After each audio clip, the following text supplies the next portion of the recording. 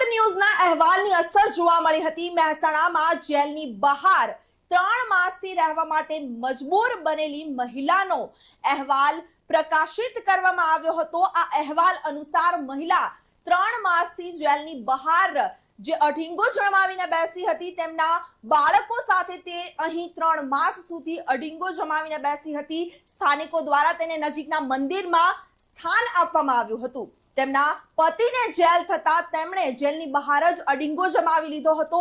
ત્યારે ચક્રવાત ન્યૂઝ દ્વારા આ અહેવાલ પ્રકાશિત કરવામાં આવ્યો હતો।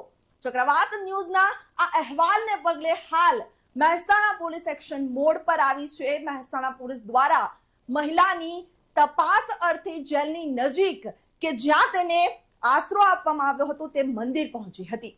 આ મહિલાની વિગત એકત્ર કરી પોલીસ મહિલાને સલામત સ્થળ પર મોકલશે।